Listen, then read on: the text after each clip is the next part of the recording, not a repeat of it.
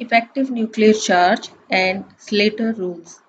इस वीडियो में हम इफेक्टिव न्यूक्लियर चार्ज को डिस्कस करेंगे और इफेक्टिव न्यूक्लियर चार्ज को किस तरह से स्लेटर रूल्स की हेल्प से कैलकुलेट कर सकते हैं ये हम देखेंगे।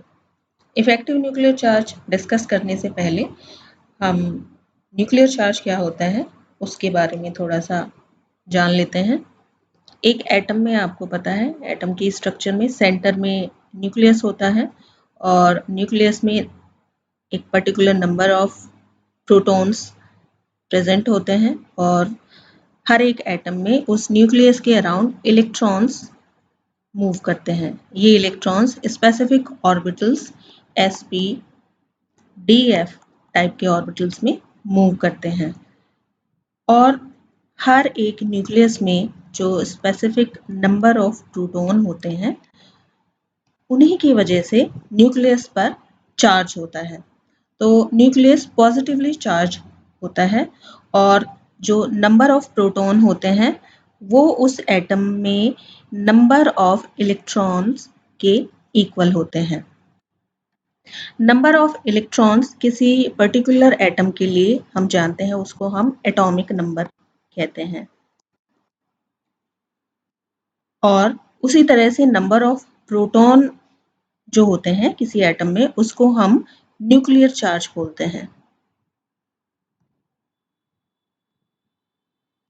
तो एक एटम में जितने इलेक्ट्रॉन्स होते हैं उतने ही प्रोटॉन होते हैं क्योंकि प्रोटॉन्स पॉजिटिवली चार्ज्ड होते हैं और इलेक्ट्रॉन्स नेगेटिवली चार्ज्ड होते हैं। इस पॉजिटिव सेंटर के अराउंड इलेक्ट्रॉन्स मूव करते हैं।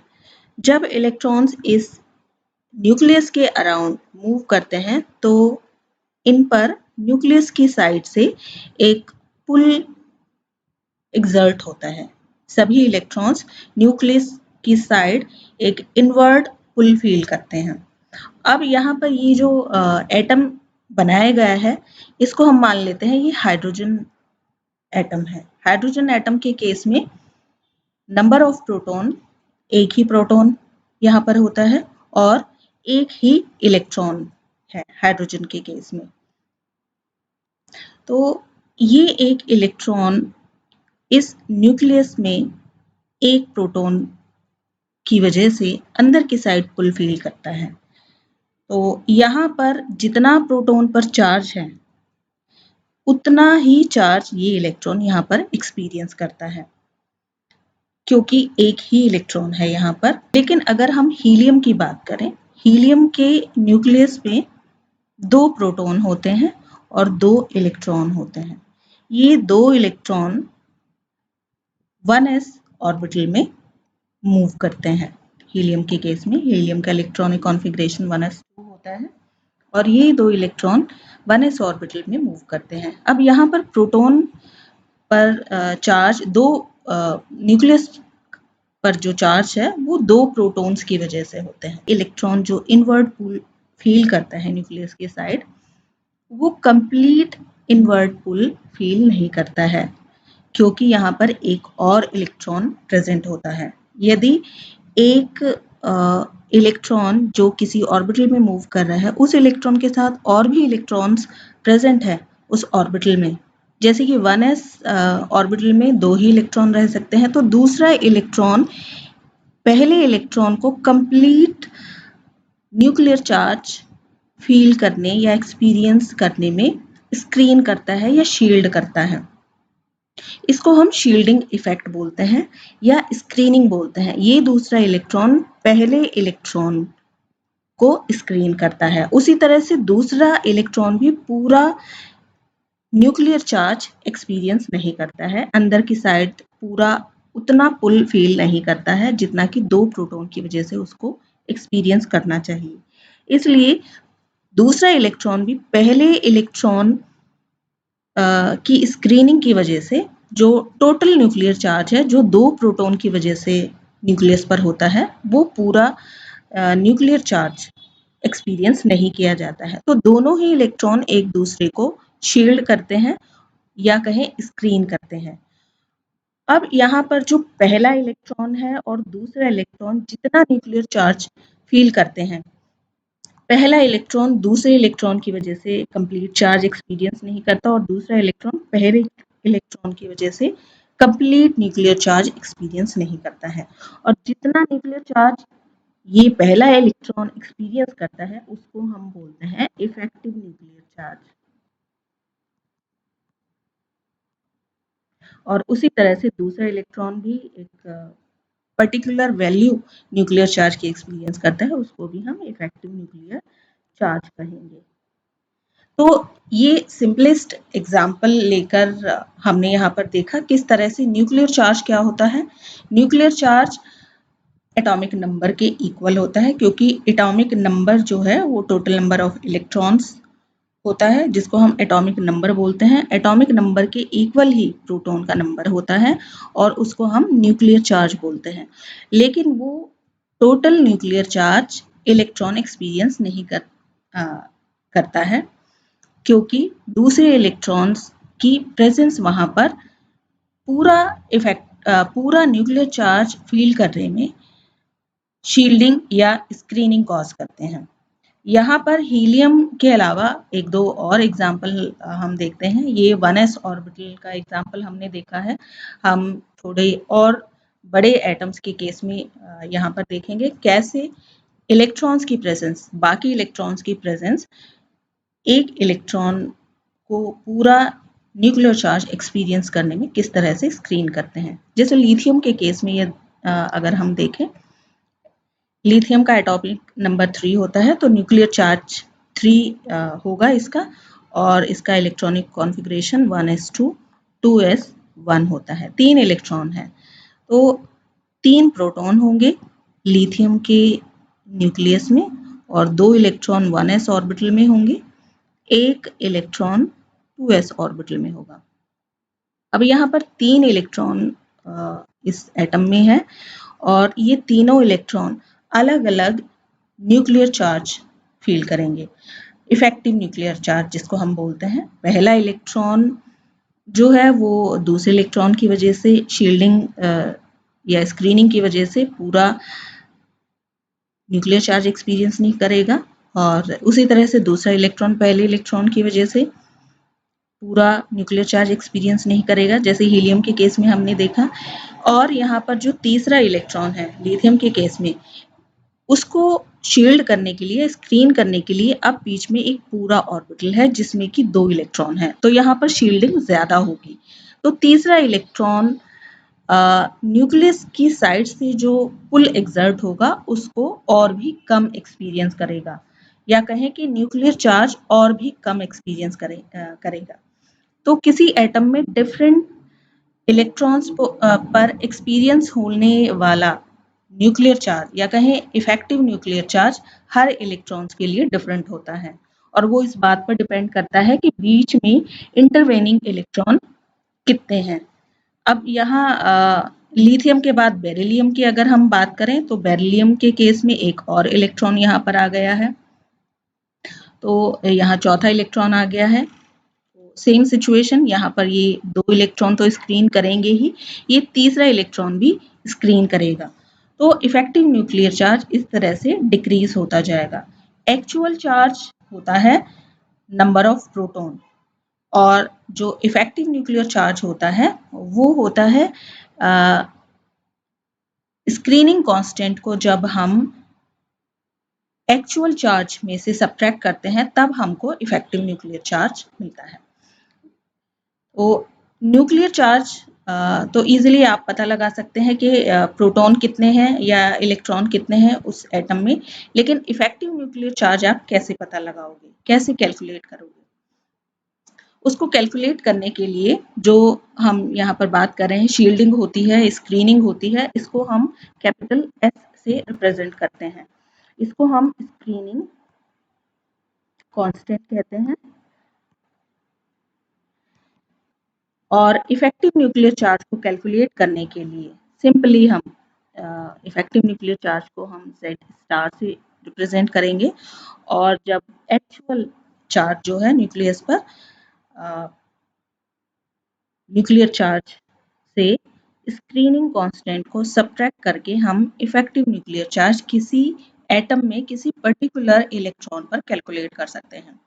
तो एक मल्टी इलेक्ट्रॉनिक सिस्टम में किसी एटम में बहुत सारे इलेक्ट्रॉन हो सकते हैं। ये हमने छोटे सिस्टम्स को यहाँ पर एग्जाम्पलीफाई किया है।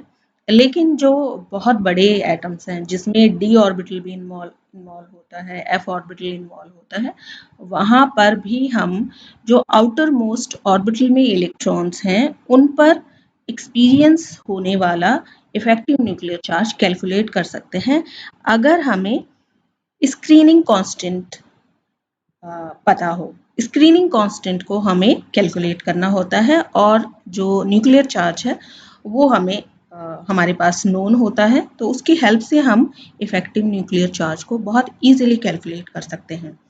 अब इफेक्टिव न्यूक्लियर चार्ज को कैलकुलेट करने के लिए स्लेटर रूल्स को हम यूज करते हैं।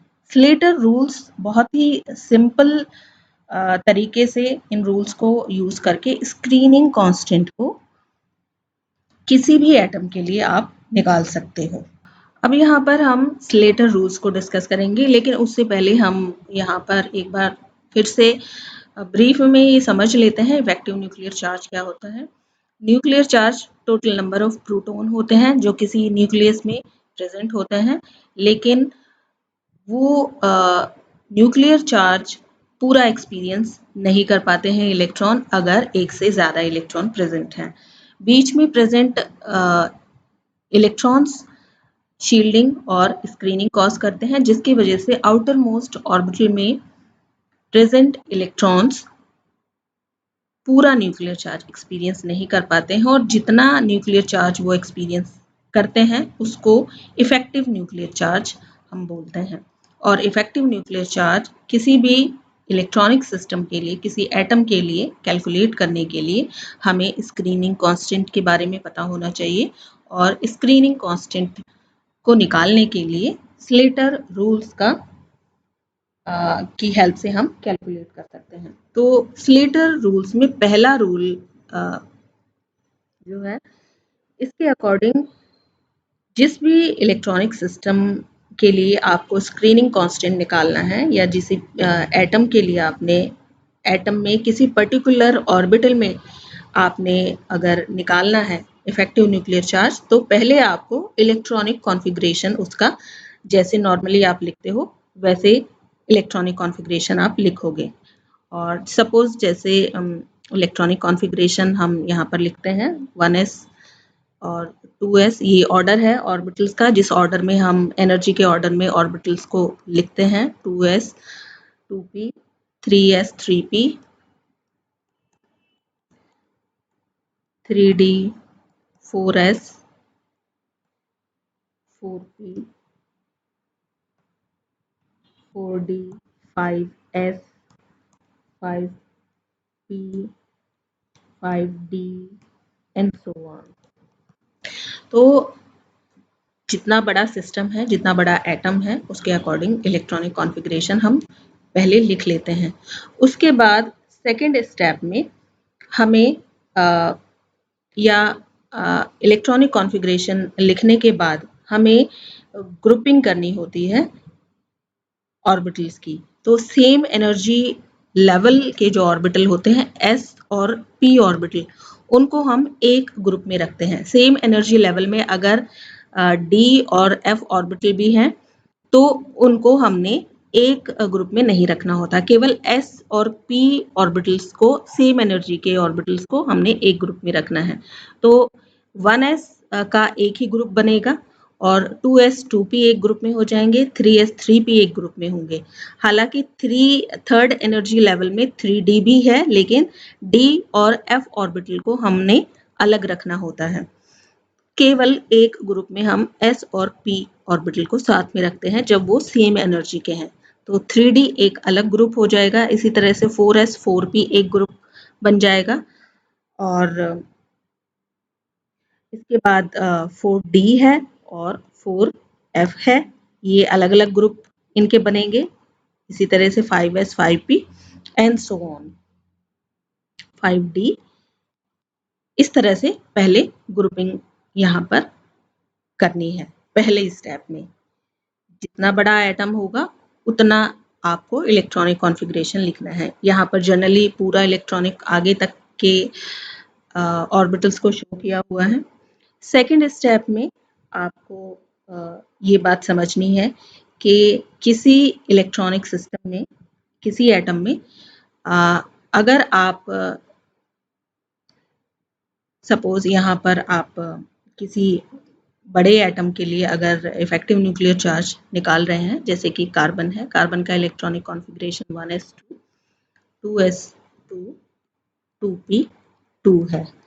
तो यहाँ पर आप 1s के 2 इलेक्ट्रॉन पर इफेक्टिव न्यूक्लियर चार्ज की वैल्यू अलग आएगी। 2s ऑर्बिटल में जो 2 इलेक्ट्रॉन हैं उन पर इफेक्टिव न्यूक्लियर चार्ज अलग एक्सपीरियंस होगा और 2p में अलग होगा।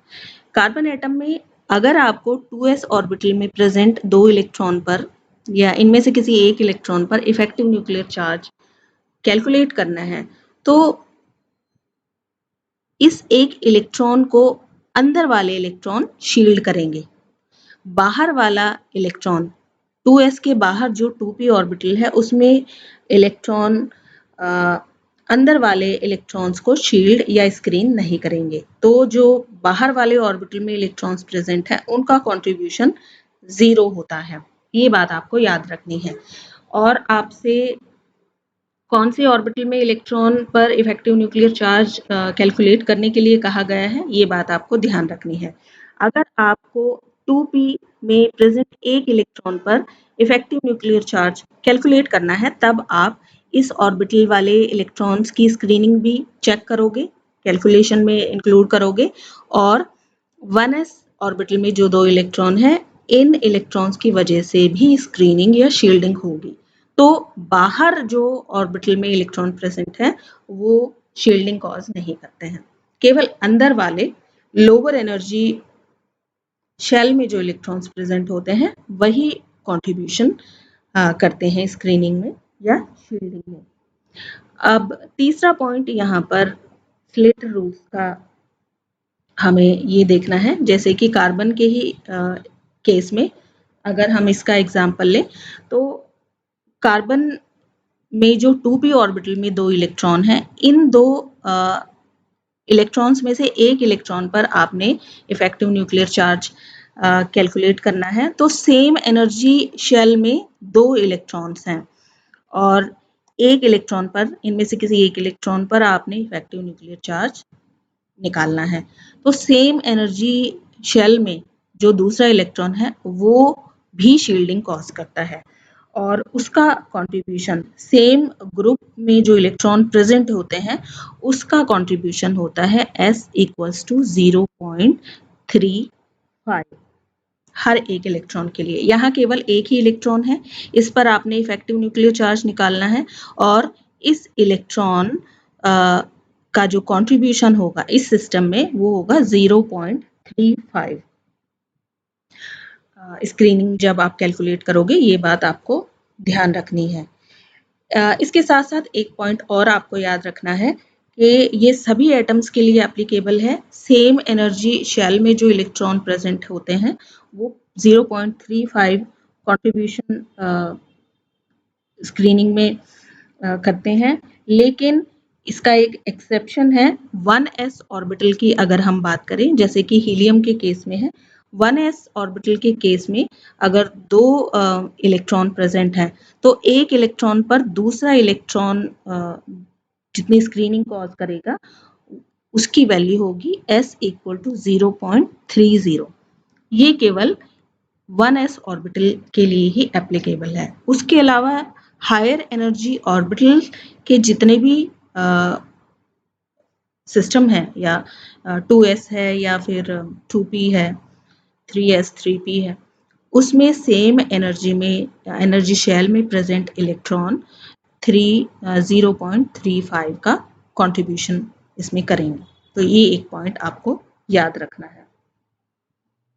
चौथा इंपॉर्टेंट पॉइंट स्लेटर रूल्स में है। आपने यहाँ कार्बन का देखा, यानी एक इलेक्ट्रॉन पर स्क्रीनिंग जब आप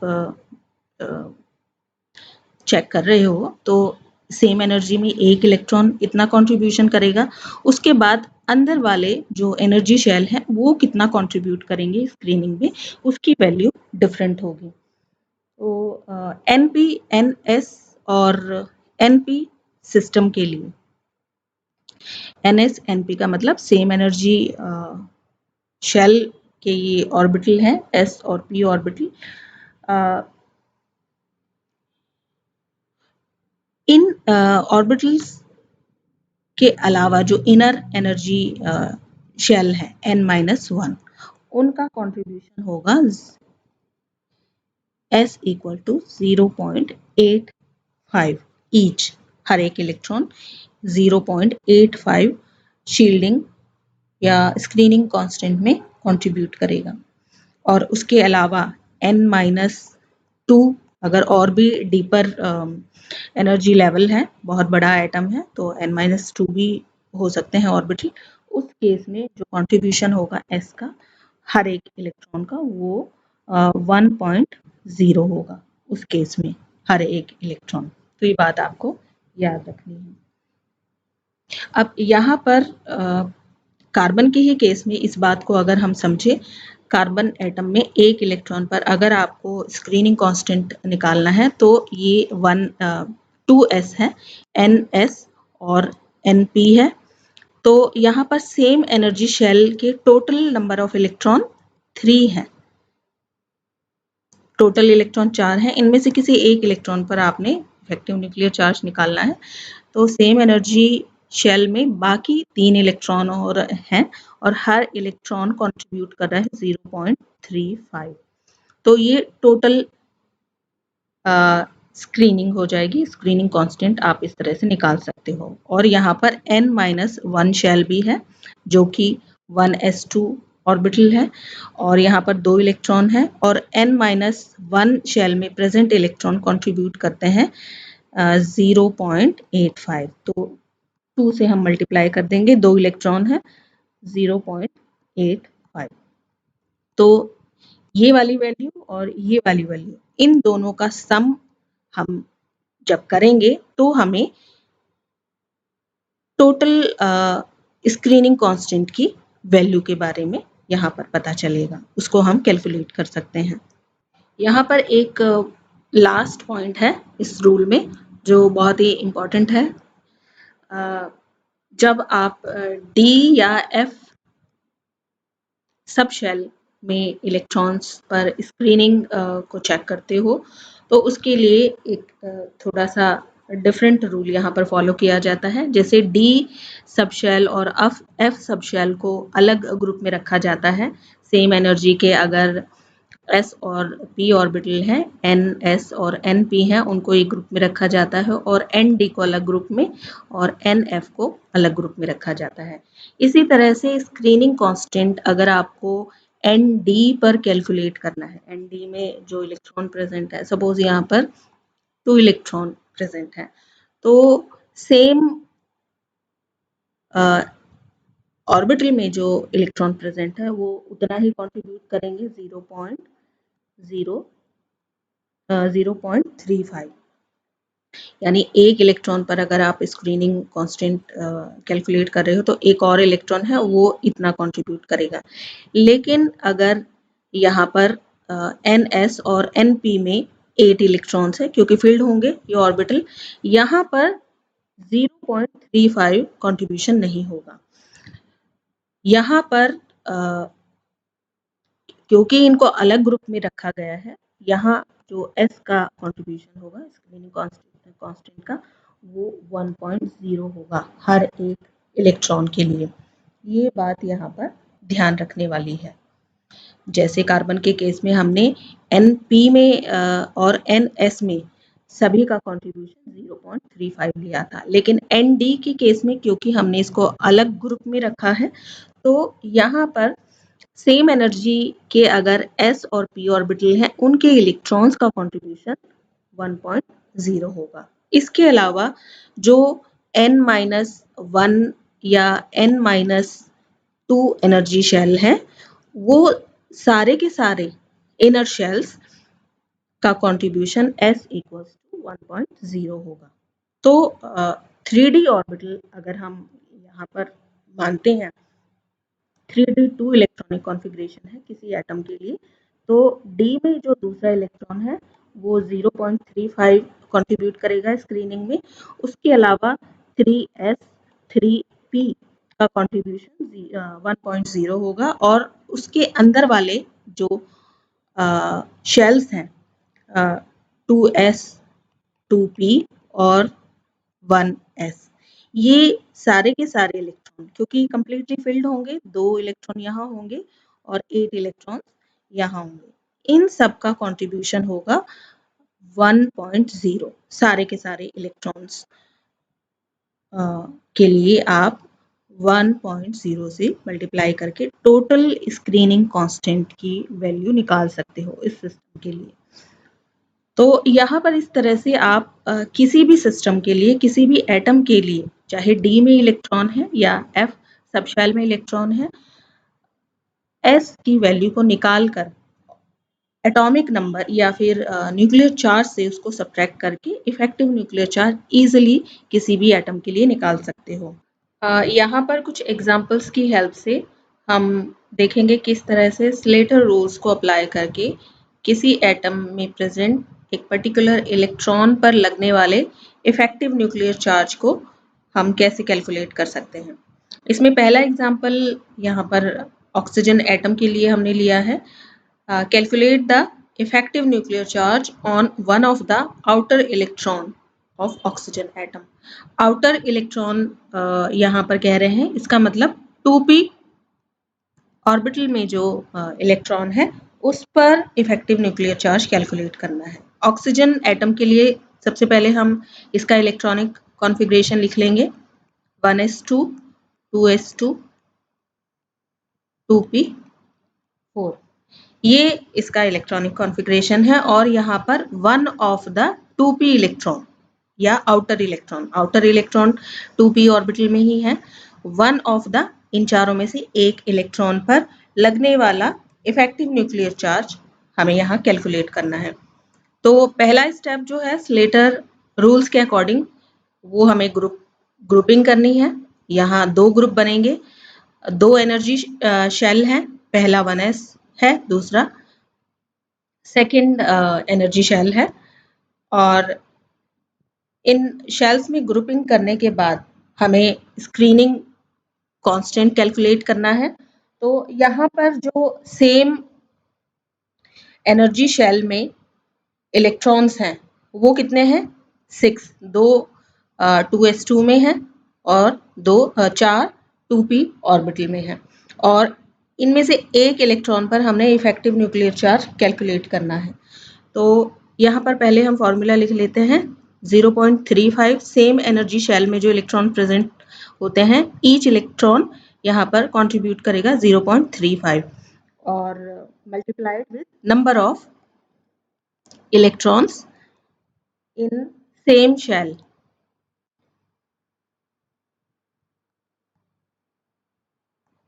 प्लस n-1, यहाँ पर 1s2 ऑर्बिटल है और n-1 में इलेक्ट्रॉन कंट्रीब्यूट करते हैं 0.85 ईच इलेक्ट्रॉन, और यहाँ पर नंबर ऑफ इलेक्ट्रॉन्स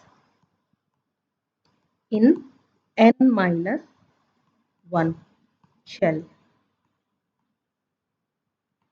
ये फॉर्मूला हम यहाँ पर यूज करेंगे।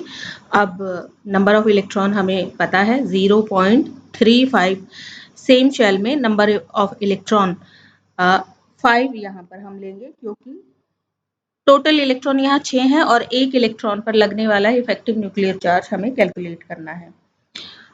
प्लस 0.85 और n-1 में 2 इलेक्ट्रॉन है यहाँ पर, तो 2 से मल्टीप्लाई कर देंगे और यहाँ पर हमारे पास 1.75 प्लस 1.70 और टोटल स्क्रीनिंग कांस्टेंट की वैल्यू आई 3.45।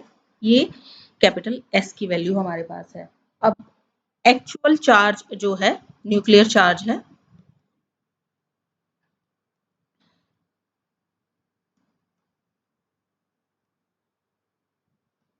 ऑक्सीजन एटम पर 8 है, क्योंकि 8 इलेक्ट्रॉन्स होते हैं, 8 प्रोटॉन होंगे।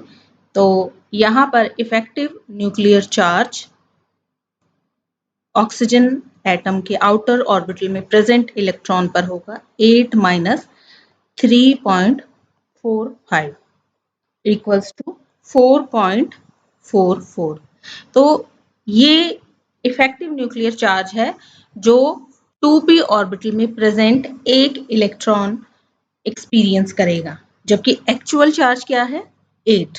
तो इस तरह से आप किसी भी एटम में किसी भी इलेक्ट्रॉन पर इफेक्टिव न्यूक्लियर चार्ज कैलकुलेट कर सकते हो। इसी तरह से हम एक और एग्जांपल यहाँ पर लेंगे जिसमें हमें कैलकुलेट करना है 4s इलेक्ट्रॉन पर इफेक्टिव न्यूक्लियर चार्ज। यहाँ सेकंड एग्जांपल में हमें पोटेशियम एटम में 4s इलेक्ट्रॉन के लिए इफेक्टिव न्यूक्लियर चार्ज कैलकुलेट करना है फॉर पोटेशियम एटम। तो इसके लिए पहला स्टेप हमारा वही रहेगा, हम पहले इलेक्ट्रॉनिक कॉन्फ़िगरेशन लिख लेंगे पोटेशियम का, जो कि 1s2 2s2 2p6 3s2 3p6 and 4s1। ये पोटेशियम का इलेक्ट्रॉनिक कॉन्फ़िगरेशन है। दूसरा स्टेप होगा ग्रुपिंग का। हर एनर्जी शेल को हम अलग अलग ग्रुप में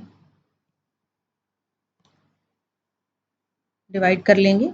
अब 4s में क्योंकि एक ही इलेक्ट्रॉन है, इस एनर्जी शेल में केवल एक इलेक्ट्रॉन है, तो यहाँ पर इफेक्टिव न्यूक्लियर चार्ज कैलकुलेट करने के लिए हम स्क्रीनिंग कांस्टेंट कैलकुलेट करेंगे।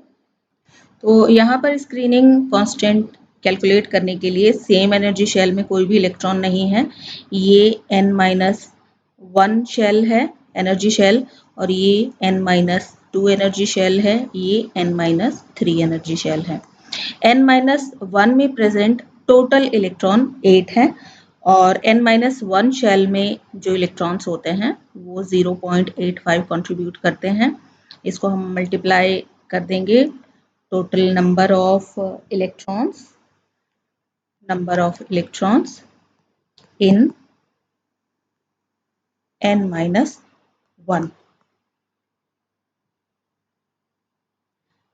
plus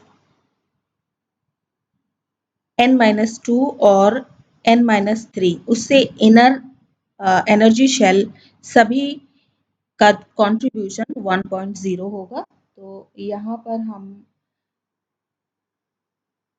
number of electrons in n-3,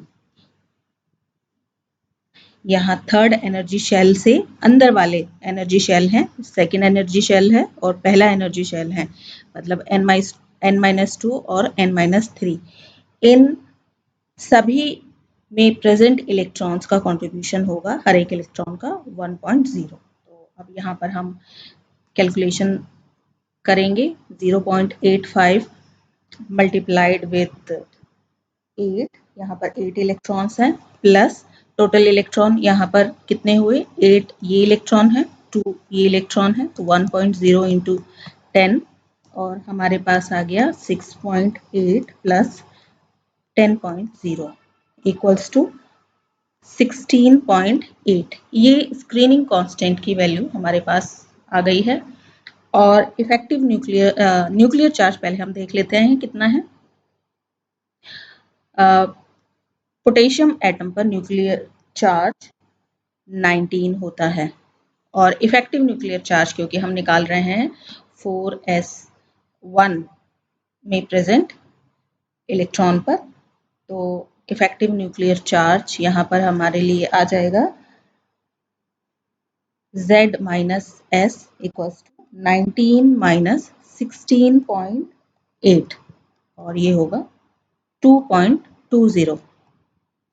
तो ये वैल्यू आप देखिए, actual nuclear charge potassium atom के न्यूक्लियस पर 19 होता है, जबकि आउटर मोस्ट ऑर्बिटल में प्रेजेंट इलेक्ट्रॉन पर ये कितना कम एक्सपीरियंस होता है उस इलेक्ट्रॉन को, और इसी वजह से आउटर मोस्ट ऑर्बिटल से इलेक्ट्रॉन का निकालना इजी हो जाता है, या वो उस एटम की जो आयनाइजेशन एनर्जी है उसकी वैल्यू ग्रेजुअली डिक्रीज होती जाती है, क्योंकि न्यूक्लियस की साइड से जो इनवर्ट पुल है वो डिक्रीज होता जाता है।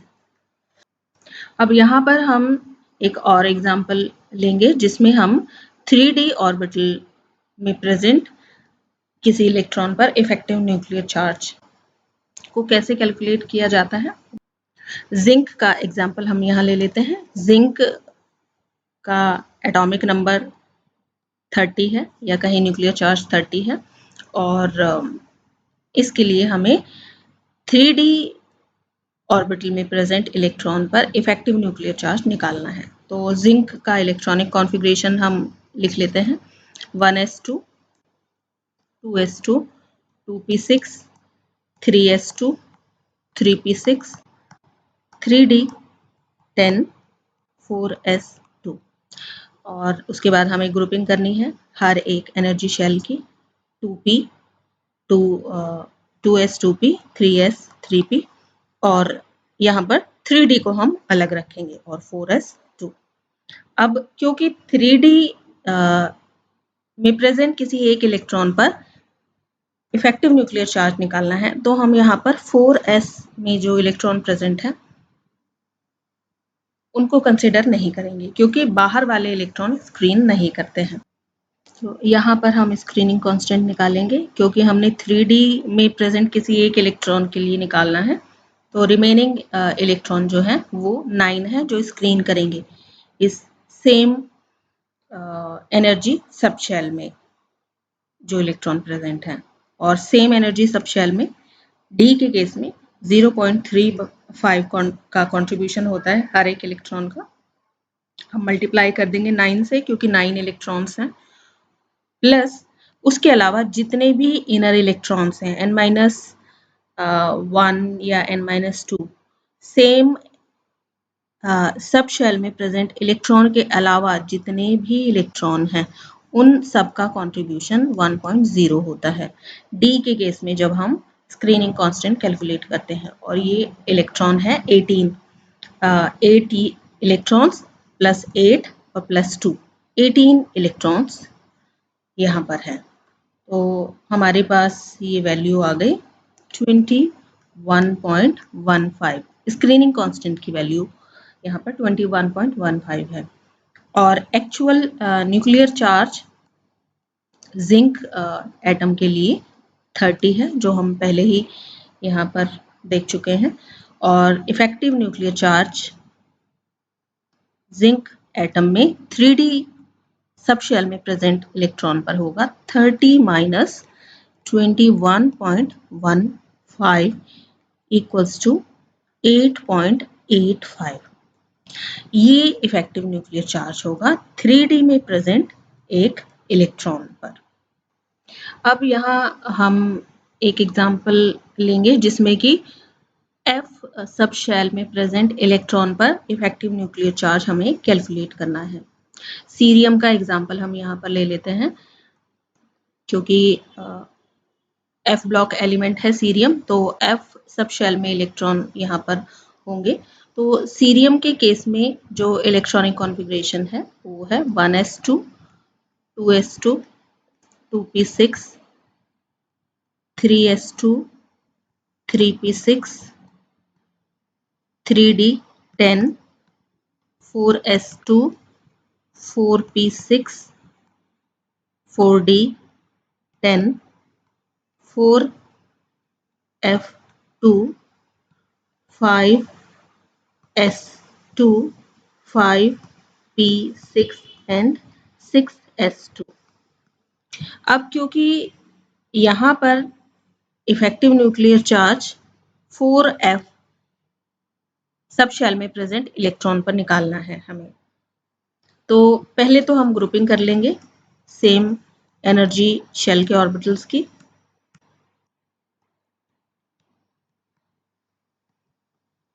और यहाँ पर क्योंकि हमें 4f में प्रेजेंट इलेक्ट्रॉन पर इफेक्टिव न्यूक्लियर चार्ज निकालना है, तो बाहर वाले जो एनर्जी शेल है उनमें इलेक्ट्रॉन्स को हम इग्नोर कर सकते हैं, ये स्क्रीन नहीं करेंगे।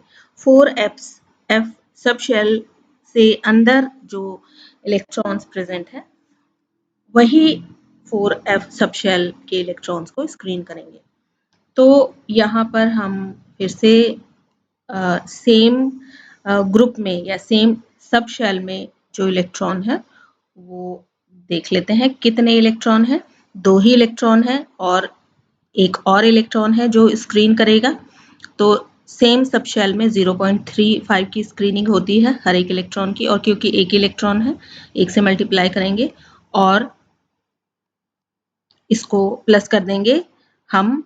फिर बाकी के जो इलेक्ट्रॉन हैं यहाँ 4f से अंदर वाले सारे इलेक्ट्रॉन, ये टोटल इलेक्ट्रॉन है 46 इलेक्ट्रॉन, और हर एक इलेक्ट्रॉन कंट्रीब्यूट करता है 1.0 और ये 46 इलेक्ट्रॉन्स हैं। तो हमारे पास स्क्रीनिंग कांस्टेंट की वैल्यू आती है 46.35 और सीरियम एटम का एक्चुअल न्यूक्लियर चार्ज 58 है। तो effective nuclear charge cerium atom के लिए यहाँ पर होगा 58 माइनस 46.35 इक्वल्स टू 11.65। ये इफेक्टिव न्यूक्लियर चार्ज होगा 4f में प्रेजेंट किसी एक इलेक्ट्रॉन पर। तो इस तरह से चारों एग्जाम्पल्स की हेल्प से आप को ये क्लियर हो गया होगा कि जब p में इलेक्ट्रॉन होता है या s में, d में या f में इलेक्ट्रॉन होता है तो उस पर लगने वाला इफेक्टिव न्यूक्लियर चार्ज आप इजीली कैलकुलेट कर सकते हो स्लेटर रूल्स की हेल्प से। और थोड़ी प्रैक्टिस करने के बाद ये रूल आपको बहुत याद हो जाते हैं और इजीली आप कैलकुलेट कर सकते हो किसी भी एटम के लिए इफेक्टिव न्यूक्लियर चार्ज।